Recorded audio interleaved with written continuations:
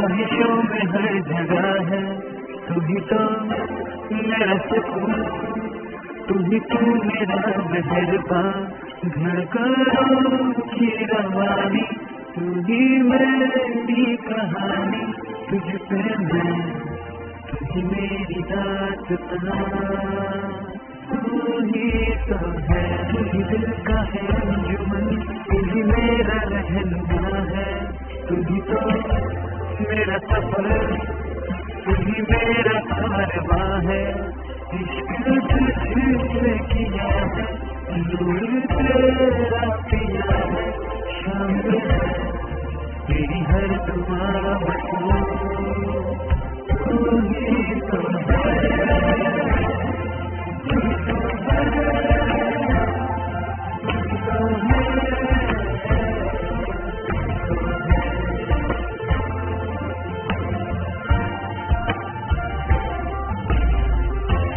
हर खुशी है, तू ही मेरा फलसफा है, मैं सुनूं बस तुझे, तू ही बस नजर गया है, मैं खुद भी से थपकता, तूने मुझको संभाला, तुझसे ही मेरी कायनात है, तू ही तो है।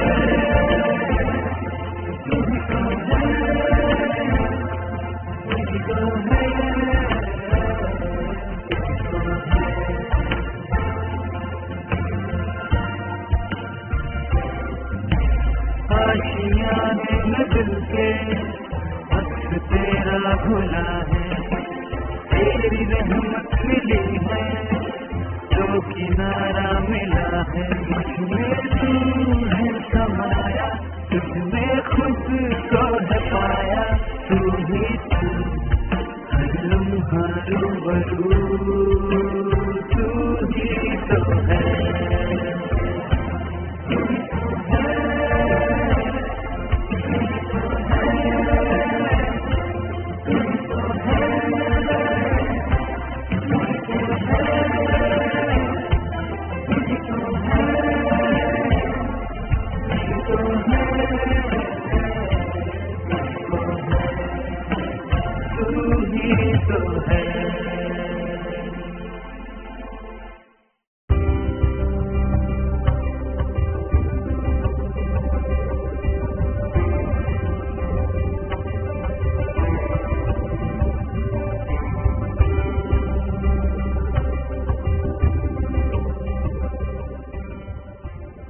सबसे बड़ी बात है कि हम सभी लोगों को, जो भी इस संसार के अंदर जीवित है, सभी लोगों को मौका मिला है।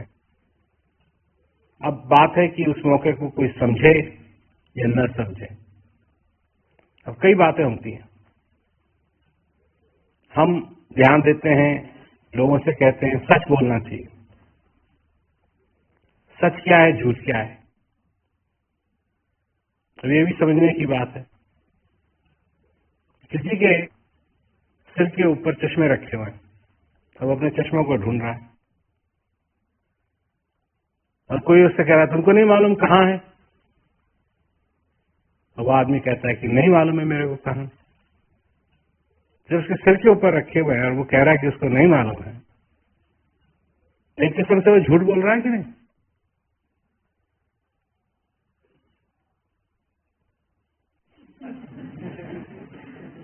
एक किस्म से वो झूठ बोल रहा है, पर उस झूठ का कोई तत्व नहीं है, कोई मायने नहीं है, मतलब उससे किसी की हानि नहीं होगी। कोई उसको बता देगा कि तेरे सिर के ऊपर है, तो काय के लिए ढूंढ रहा है, यहां रखे। हर एक चीज का अपना अपना अस्तित्व होता है। कोई चोरी करे, किसी की हानि हो, और फिर उससे पूछा जाए तेने चोरी की, और वो कहे कि नहीं मैंने चोरी नहीं की, हो सकता है उस झूठ का कोई माने हो, उसका कोई असर हो। तो मेरा कहने का मतलब है कि कई तरह के झूठ हैं जिनका कोई असर नहीं है किसी पे, और कुछ झूठ ऐसे हैं जिनका असर है। कुछ सच ऐसे हैं जिनका असर मनुष्य पे होगा, कुछ सच ऐसे हैं जिनका कोई अस्तित्व नहीं है। जैसे अगर मैं यहां बैठा बैठा तुमको कहूं कि अमेरिका में क्या टाइम है, क्या मतलब तुमको है तो वो सच ही, परंतु उसका क्या अस्तित्व है तुम्हारे लिए? कुछ भी नहीं। तो ऐसे ही हम अपना जीवन जीते हैं, ये मालूम करने के लिए कोशिश करते हैं कि सच क्या है, झूठ क्या है, सच क्या है, झूठ क्या है, सच क्या है, झूठ क्या है। तो मैं सच और झूठ की बात तुमसे क्यों कह रहा हूं? क्योंकि एक सत्य है जिसको जानते हुए भी हम असत्य मानते हैं। जानते हैं कि वो सच है, परंतु उसको सच नहीं मानते हैं। तुमने सुना हुआ है कि माटी का पुतला माटी में मिल जाएगा, मान मेरा कहना नहीं तो पछताएगा, माटी का खिलौना माटी में मिल जाएगा। तुम इस बात को सच मानते हो या झूठ मानते हो? पर तुम अपने जीवन को उसी प्रकार जीते हो कि जानते हुए?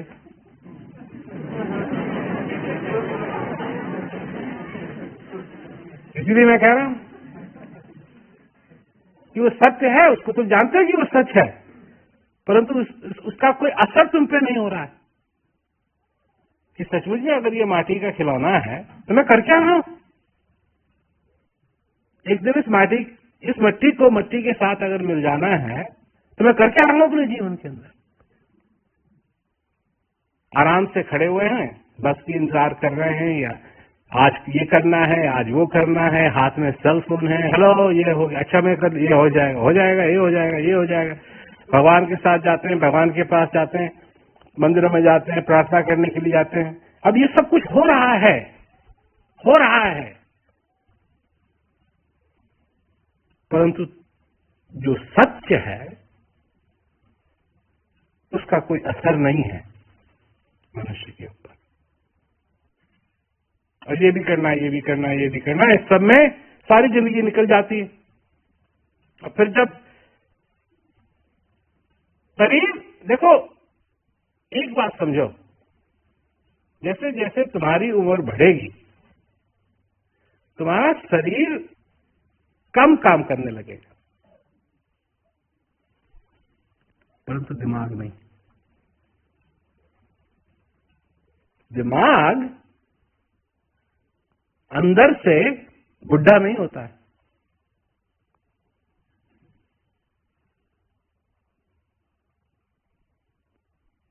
दिमाग अंदर से बुढ़ा नहीं होता है। दिमाग के साथ ये नहीं है कि उसकी झुर्रियां ऊपर जाएंगी या उसको कोई चीज सुनाई नहीं देगी ना।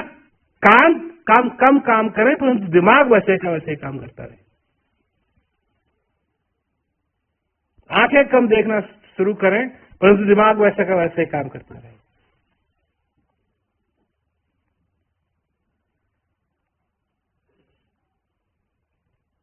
और कहा तुमने अपना तार किस चीज के साथ जोड़ा है? क्योंकि हृदय भी कभी बुढ़ा नहीं होगा, तो होता ही नहीं है, उसके लिए उम्र का कोई लिहाज नहीं है। तो कहानी है एक बूंद की, और बूंद कहां से शुरू करती है? क्या है ये सब कुछ जो शरीर है तुम्हारा, ये है क्या? तो एक बात आती है, एक आदमी को ये संशय हुआ कि वो जो अलग पुरुष अविनाशी है वो अंदर है भी कि नहीं है, और वो है क्या वो, और वो कैसे संभव है कि वो सब जगह हो। तो वो इसी संशय को लेकर के महापुरुष के पास गया। तो महापुरुष ने कहा कि मैं मेरे को बताता हूं। तो उसने कहा किसी को खिलाओ, एक बाल्टी पानी लाओ, तो बाल्टी पानी आई। तो उसने कहा कि जा एक ढेला नमक का ला। तो उन्होंने उठाया नमक का ढेला और उसको दिया। तो देख रहा है नमक का ढेला, और इस बाल्टी में क्या है? पानी है। तो अब तू इस ढेले को इस पानी में डाल दे और हिलाता रहे। अब वो हिलाता रहा, हिलाता रहा, हिलाता रहा, हिलाता रहा, हिलाता रहा, हिलाता रहा, हिलाता रहा, हिलाता रहा, हिलाता रहा। फिर युवराज ने कहा, अब कहाँ गया वो नमक? तो उसने देखा तो सचमुच में नमक गायब। तो कहा कि नमक गायब हो गया। कहाँ गायब हो गया? कर नहीं, गायब नहीं हुआ, तभी भी है। चख। तो पानी को चखा तो खारा। तो आंख से नहीं देख सकता था वो। अब हाथ से जैसे पहले ढेले की तरह पकड़ा हुआ था वो पकड़ नहीं सकता है, परंतु नमक गायब हो गया ये नहीं। अब सच क्या है, झूठ क्या है इसमें? सच इसमें यही है कि नमक गायब नहीं हुआ, अभी भी वही का वही है, परंतु तुम इन आंखों से नहीं देख सकते उसको। उसके लिए सिर्फ एक ही यंत्र है तुम्हारे पास, तुम्हारी जुबान। चख सकते हो, देख नहीं सकते। अच्छा, अब वो दोनों मिल गए।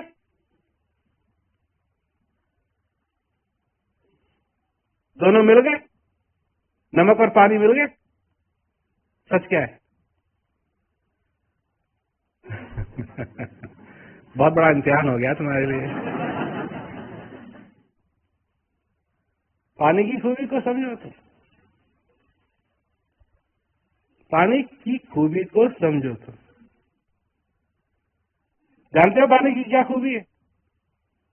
उसमें सब समा सकते हैं, वो किसी में नहीं समाता। पानी में लाल रंग डाल दो, लगेगा लाल। पहला मौका मिलेगा अगर पानी को भाप में जाएगा, रंग छोड़ देगा और फिर पहला मौका मिलेगा। पानी को गर्म करो, उसी पानी को गर्म करो, भाप में बदलेगा और नमक को कहां छोड़ देगा? नमक को पीछे छोड़ देगा और फिर अपने आप साफ हो जाएगा।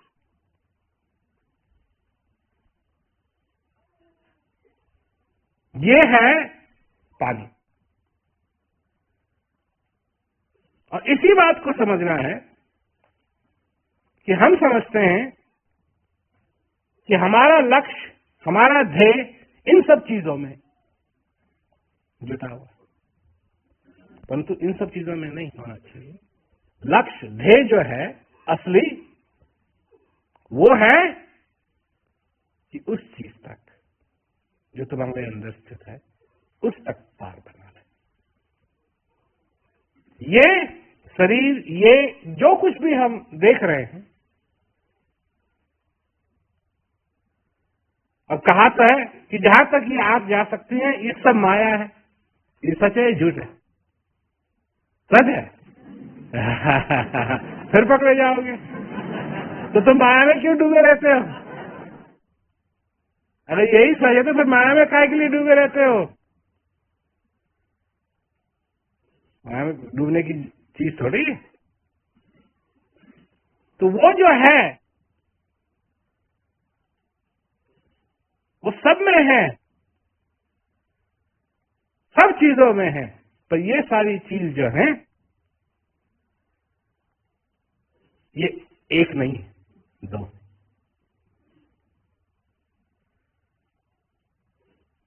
जिस पदार्थ से तुम बने हुए हो, 99%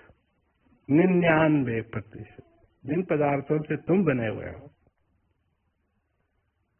क्या है वो? अभी अंग्रेजी में इसको कहना पड़ेगा। तो ऑक्सीजन है, हाइड्रोजन है, नाइट्रोजन है, फास्फोरस है, कार्बन है। इन चीजों से तुम बने हुए हो। जब मनुष्य पैदा होता है, इसका ये मतलब नहीं है कि कहीं दूसरी जगह से कोई एक जहाज आता है पदार्थों का और उनसे वो बच्चा बनता है ना। ये सारे पदार्थ पहले से ही यहां मौजूद हैं। इन्हीं पदार्थों से बैंगन बनता है, इन्हीं पदार्थों से तुम बनते हो। जब वो अविनाशी इससे दूर होगा, ये फिर इस मिट्टी में मिलेगा और फिर इस मिट्टी में मिलके पता नहीं क्या तुम किस प्रकार से तुम आओगे। और संसार में करोड़ों अरबों सालों से ये होते आ रहा है। 4.5 अरब सालों से ये पृथ्वी है। ये पृथ्वी है बनी काई की? धूल। सब कुछ था धूल धूल धूल धूल धूल। और फिर वो धूल धीरे धीरे धीरे धीरे आना शुरू हुआ। और जब आना शुरू हुआ तो जैसे जैसे जैसे वो कंप्रेस करता गया, ग्रेविटी बनी और फिर सारे धूलों को इकट्ठा करना शुरू किया और फिर कंप्रेस हुआ। उसी से पत्थर बने हैं, उसी से सब कुछ बना हुआ है। और ये पृथ्वी स्थायी नहीं है, ये स्थायी नहीं। सूरज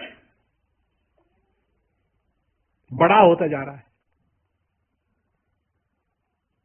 सूरज बड़ा होता जा रहा है इसलिए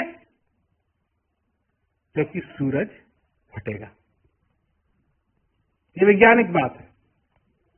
अब लोगों की आस्थाएं हैं, धारणाएं हैं कि ऐसा नहीं होगा, सूरज भगवान है, वो कैसे हो जाएगा ऐसा। पर जहां तक विज्ञान की बात है, ये हो रहा है। अब तुमको सोना पसंद है? सोना बहुत ही कीमती चीज, क्योंकि वो ज्यादा नहीं है। जब सूरज फटता है तब जाकर के सोना निकलता है, थोड़ा सा। और कितने ही सूरज फटे होंगे तब वहां से सोना निकल करके आया जो पृथ्वी के ऊपर गिरा।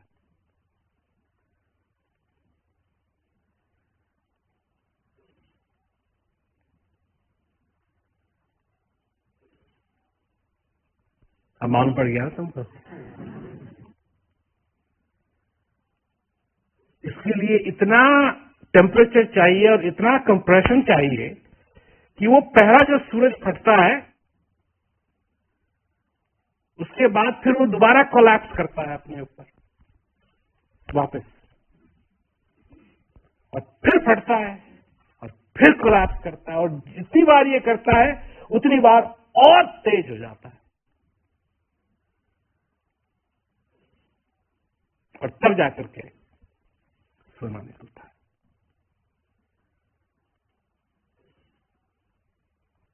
और इस मेरे शरीर का ये उससे भी दुर्लभ है,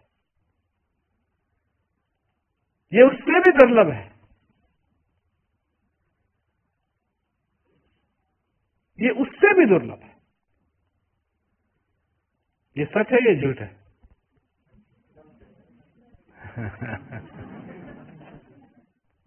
जिस प्रकार से लोग रह रहे हैं इस संसार के अंदर, तुम समझते हो कि वो इस बात को समझते हैं कि ये सच है?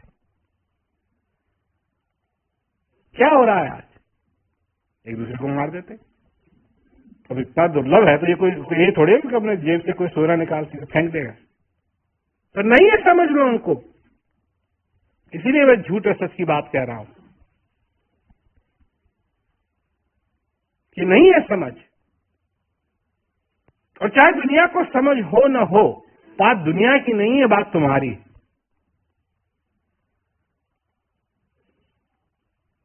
दुनिया तो एक नाम है जिसका कोई मतलब नहीं है। इसका कोई मतलब नहीं। अब दुनिया को, अब कोई कहे कि हम दुनिया को खिलाएंगे, अब कैसे खिलाओगे दुनिया को?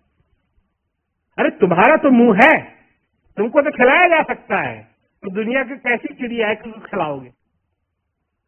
अब इस दुनिया के नाम पे लोग भूल जाते हैं कि एक व्यक्ति क्या है, कौन है? तुम हो। तुम हो। अपने जीवन में क्या समझते हो?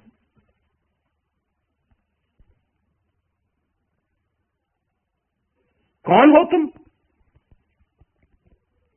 पानी का कोई रूप नहीं होता है। पानी का कोई रूप नहीं होता है।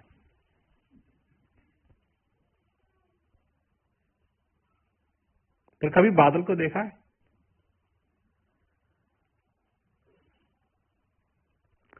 न पानी का कोई रंग है, न पानी का कोई रूप है। और हवा, न हवा का कोई रंग है, न हवा का कोई रूप है। जानते हो ना? बादल देखा है? बादल थोड़े से समय के लिए पानी और हवा एक हो जाते हैं और बनता है बादल, जिसका रूप भी है और जिसका रंग भी है।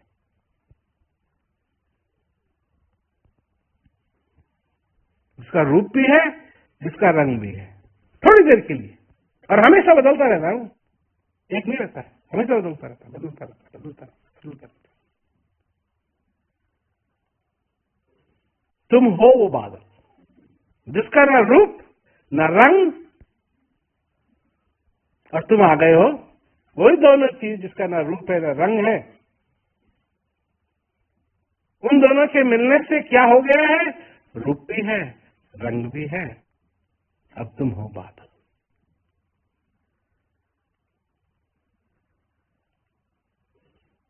अब बादल क्या कर सकता है? एक बूंद भी पानी, स्वच्छ पानी, बादल में से आएगा ही स्वच्छ पानी, एक बूंद भी पानी की कहां कोई एक बीज सालों से इंतजार कर रहा है एक बूंद की।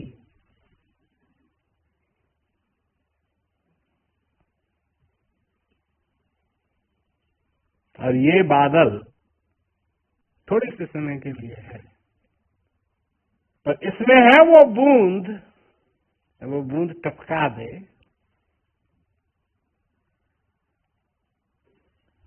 तो वहां पेड़ पैदा हो जाए। पेड़,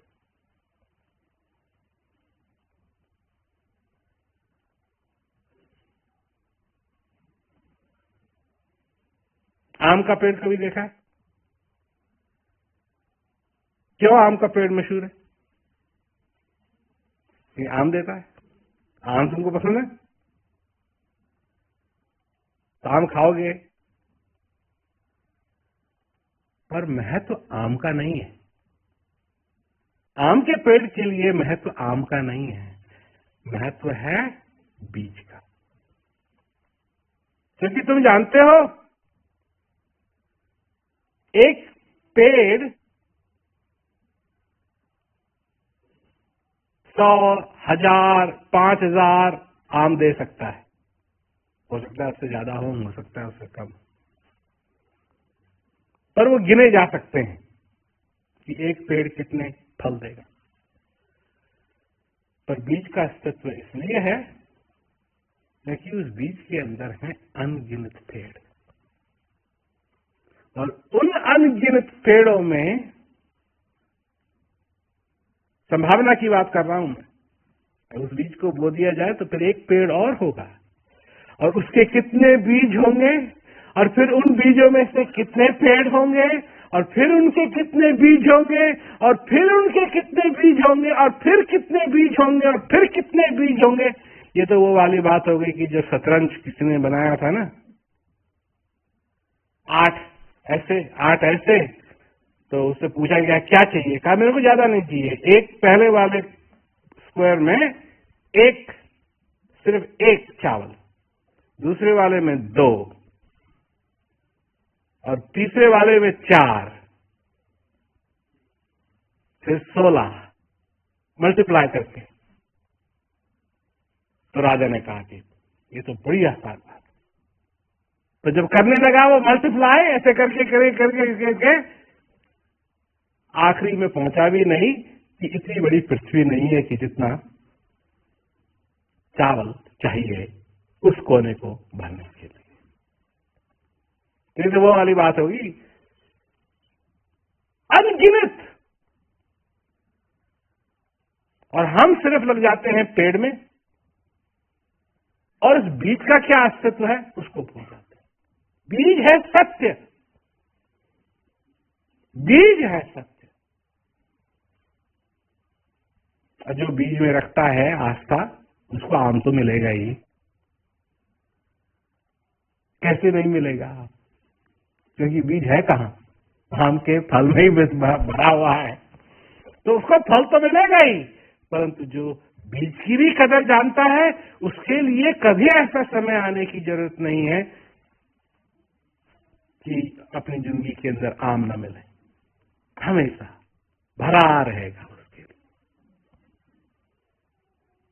तुम भी ऐसे बन सकते, तुम भी ऐसे बन सकते, परंतु कहां तुम्हारा ध्यान हो, किस चीज से तुम बंधे हुए हो, तुम्हारे लिए सच क्या है, और जब सच जान लिया तो फिर उस पर अमल करो। और असत्य क्या है, जान लिया तो उससे दूर रहो, तब जाकर के तुम्हारे जीवन के अंदर कोई परिवर्तन आएगा। सब लोग हैं, ज्ञान हमको मिल गया है बस, तो ज्ञान लेने से क्या होगा?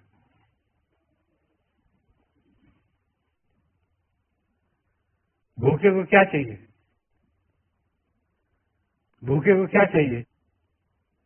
बस बस बस बस। तो एक आदमी कोई भूखा हुआ है, उसको चेन से बांध देते हैं ताकि वो हाथ ना हिला सके, पैर ना हिला सके, और वो भूखा है, और उसके आगे थाली रख देते हैं, बस। देखो ना, यही तुमने सुना है, तुम भी तोता बन गए, तुम भी तोता बन गए क्योंकि तुमने यही सुना है, भूखे को क्या चाहिए? भोजन। तो मैंने पूछा वही वाली बात, भूखे को क्या चाहिए? तुमने क्या कहा? भोजन। ना, भूखे को भोजन नहीं चाहिए, भूखे को चाहिए भोजन खाना, नहीं?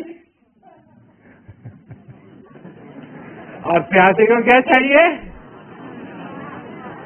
पीना। पानी का महत्व ही तब है जब पीना होगा। अब पीना नहीं है तो फिर पानी क्या करेगा? पानी क्या करेगा? कुछ नहीं कर सकता। ज्ञान लिया, ज्ञान लेने में क्या है? क्या बड़ी चीज है ज्ञान में? कुछ नहीं। जब लोगों को बताया जाता है ये है ज्ञान, तो लोगों को अचंभा होता है, इतनी सरल चीज है। परंतु अगर उसका अभ्यास नहीं होगा तो फिर फायदा क्या है? बात है अभ्यास की, बात है खाने की। ये नहीं है कि बस पूड़ी वूड़ी बना करके सामने रख दी और अपना काम हो गया, इससे कुछ नहीं होता। इसीलिए जब तक ये बातें समझ में नहीं आती हैं तो आदमी लगा रहता है। और आज जो संसार का हाल है इसी वजह से है कि झूठ और सच की अच्छी तरीके से खिचड़ी बन चुकी है।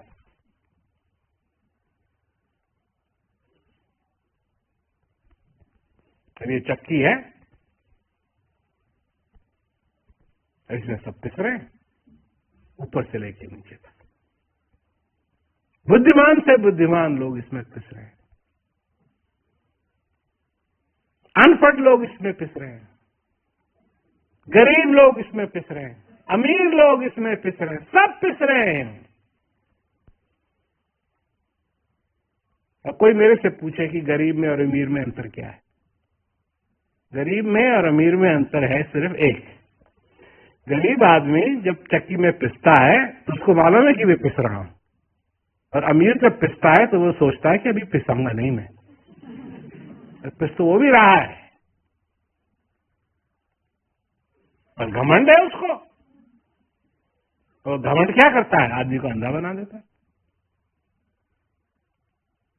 और जहां अंधा बन गया तब गरीब के लिए क्या है, गरीब के लिए क्या है। चोर भी आएगा उसके घर तो उसको क्या ज्यादा दिल में धक-धक होगी, ले जाओ भाई जो तेरे को मिल जाए अगर मिल जाए तब ना। और अमीर है उसको हमेशा चिंता है, कोई नहीं ले जाए, कोई लेना जाए, कोई लेना जाए, कोई लेना जाए, कोई लेना जाए, कोई लेना जाए, कोई लेना जाए, कोई लेना जाए।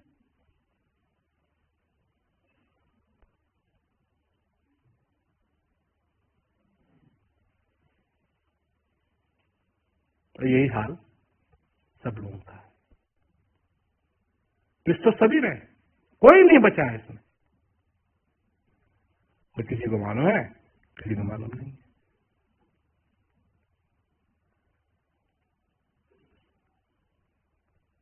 ये तो प्रथा है, ये तो प्रथा है। संसार के अंदर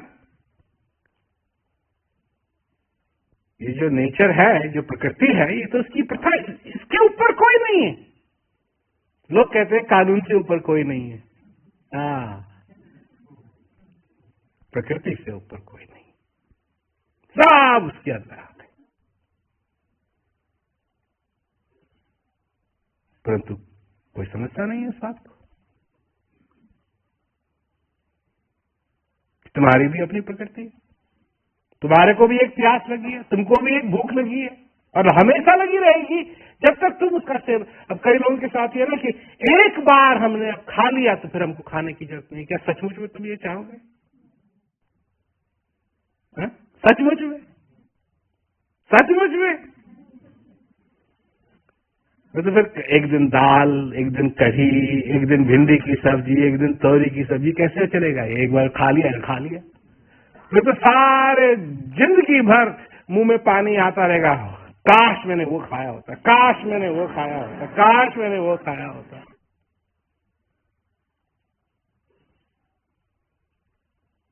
शांति के साथ भी यही बात, हर दिन इसका चिंतन करना, इसका चिंता तो सतनाम की और न चितवे दास, और जो चितवे नाम बिन सोई काल की फांस। ऐसे माहौल में तुम शांति चाहते हो, ऐसे माहौल में तुम शांति चाहते हो, ऐसी तुम्हारी आदतें हैं और ऐसे माहौल में तुम शांति चाहते हो।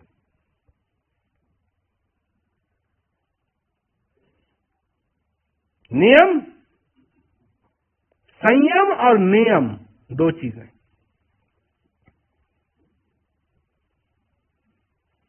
संयम और नियम,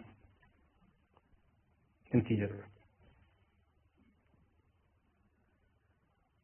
हम उड़ाते हैं, हेलीकॉप्टर उड़ाते हैं, हवाई जहाज उड़ाते हैं, ये नहीं कि अब चलो जी।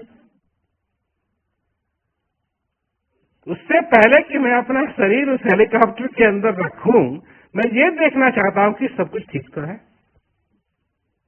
संयम और नियम,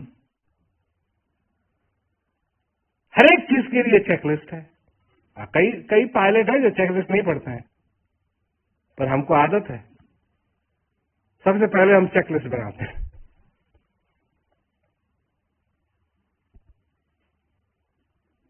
संयम और नियम। अब अगर तुम इस बात को मानते हो तो ये पूछो अपने से कि तुम्हारा क्या नियम है और क्या संयम है। और अगर नहीं समझ में आ रहा है कि क्या है तो चिंता तो सतनाम की और न चितवे दास, और जो चितवे नाम बिन सोई काल की फांस। ये होना चाहिए तुम्हारा संयम और नियम। तुम्हारी जिंदगी बदल जाएगी, तुम्हारी जिंदगी बदल जाएगी।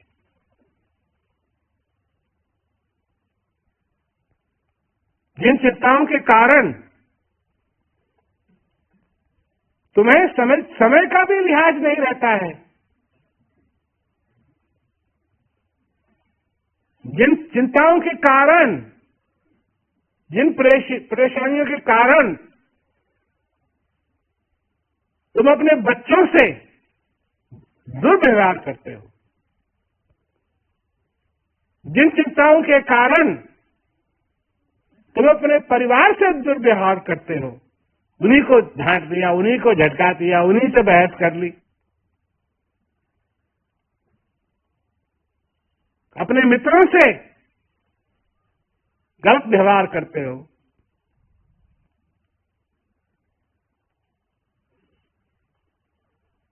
उन चिंताओं को छोड़ करके सिर्फ एक ही चिंता होनी चाहिए, और वो चिंता होनी चाहिए सतनाम की, जो तुम्हारे अंदर है, हर एक सांस के अंदर जो बसा हुआ है,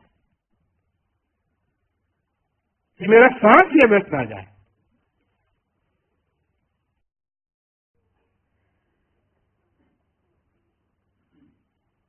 अर्जुन जब सीख रहा था धनुष विद्या, लड़ना, काफी सारे लोग थे, तो पूछा गया कि वो चिड़िया बैठी है टहनी पे, देख रहे हो? उनके गुरु ने कहा कि वो चिड़िया बैठी है टहनी पे, देख रहे हो? उसकी आंख देख रहे हो? हाँ, कहा देखो, देखो उसकी आंख की तरफ देखो। थोड़ी देर के बाद तो सबसे पूछा गया कि तुमने क्या देखा? तो किसी ने कहा जी हमने तो आंख की तरफ देखा, तो हमने देखा कि उसकी आंख में पेड़ की परछाई भी दिखाई दे रही है, उधर से घास की परछाई भी दिखाई दे रही है, उधर से सूरज की परछाई, बड़ा बना बना बना बना करके हमने ये भी देखा, हमने ये भी देखा, हमने ये भी देखा, हमने ये भी देखा, हमने ये भी देखा, हमने ये भी देखा, हमने ये भी देखा। और जब अर्जुन की बारी आई तो अर्जुन से पूछा गया तेने क्या देखा? कहा मैंने उसकी आंख देखी और कुछ नहीं देखा। आपने यही तो कहा था मेरे को, आंख देखने के लिए। इस प्रकार से नाता बनना चाहिए उस चिंता का। और चीजें देख सकता था वो भी, पर उन पे उसने ध्यान नहीं दिया, एक ही चीज पे ध्यान दिया जिसके लिए उसको कहा गया था, आंख देख।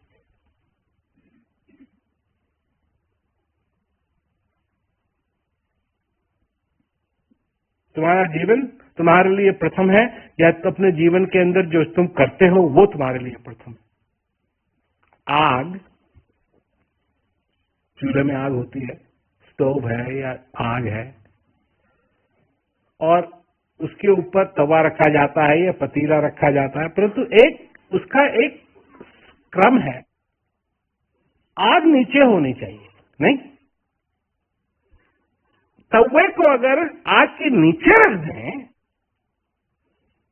तो उस पर रोटी सेकने में दिक्कत होगी या नहीं होगी? कौन चीज कहाँ होनी चाहिए ये बहुत जरूरी है। अब अगर पतीले में दाल बना रहे हैं तो उसके ढक्कन की अगर जरूरत है, ढक्कन को नीचे रखना चाहिए या ऊपर रखना चाहिए?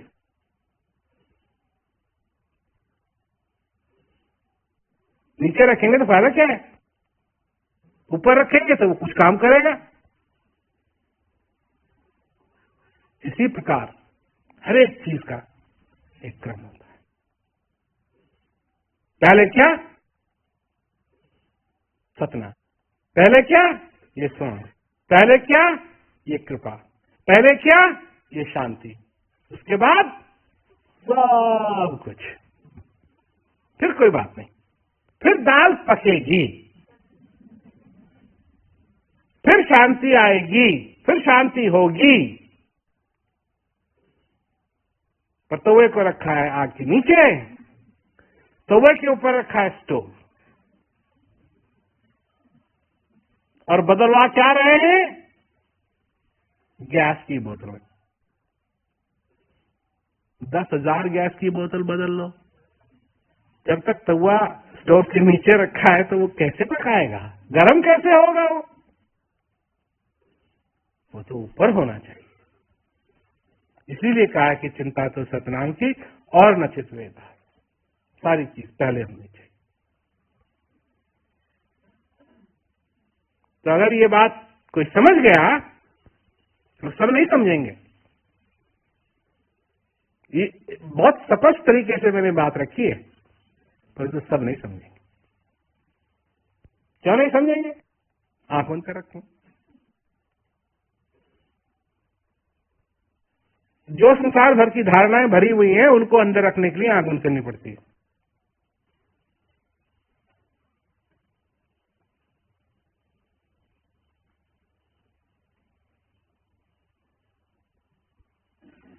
अंदर की आंखें खोलनी पड़ेंगी, तब समझ में आएगा कि मैं क्या कह रहा हूं। ये बात अंदर की है, बाहर की बात नहीं है, बात अंदर की।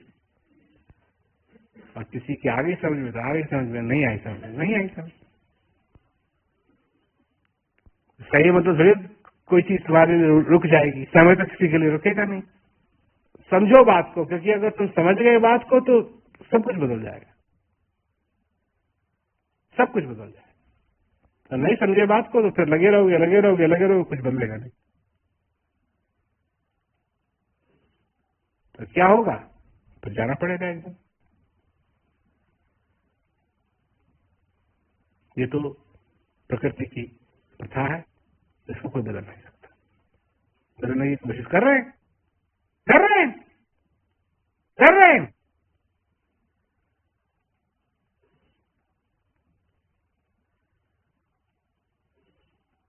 अमेरिका में, विदेश में क्रायोजेनिक्स लगा रखा है कि जब आदमी मर जाता है तो उसको एकदम फ्रीज कर देते हैं।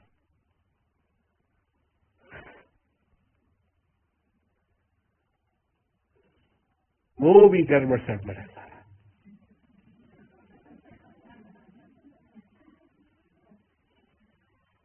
कोई नहीं, प्रकृति के कानून से कोई ऊपर नहीं। बात को समझो, अमल करो, क्योंकि इसका परिणाम क्या है ये भी तो सोचो। अगर कोई करे ना, जैसे कहा कि चिंता तो सतनाम की और न चित वेदा, तो अगर कोई सतनाम की चिंता करे और कोई चिंता न करे, इसका परिणाम क्या होगा? इसका परिणाम है शांति, इसका परिणाम है आनंद, इसका परिणाम है मुक्ति। सारी जंजीरें कट जाए, इसका परिणाम है कि आदमी मनुष्य बन जाए। इसका परिणाम है कि फिर तुमको डर में, भय में नहीं रहना पड़ेगा।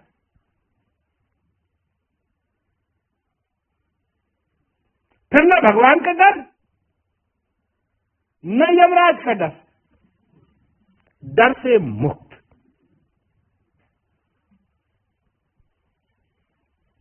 मुक्ति चाहिए तुमको? है? पहले भी मुक्ति मांगते थे ना, तो ये कभी सोचा किस चीज से मुक्ति मांग रहे हैं?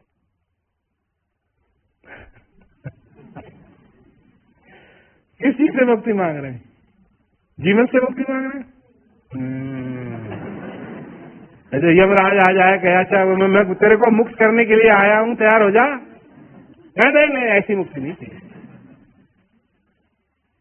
कोई चोर आ जाए, दे दे अपना सब जो कुछ है तेरे पास, दे दे, मैं तेरे को मुक्त करने के लिए आया हूं। नहीं, ऐसी मुक्ति नहीं चाहिए। कैसी मुक्ति चाहिए? कैसी मुक्ति चाहिए? क्या सताता है तुमको?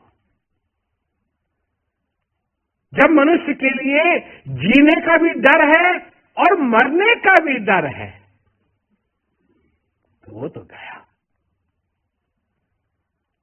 जीने का भी डर, मरने का भी डर।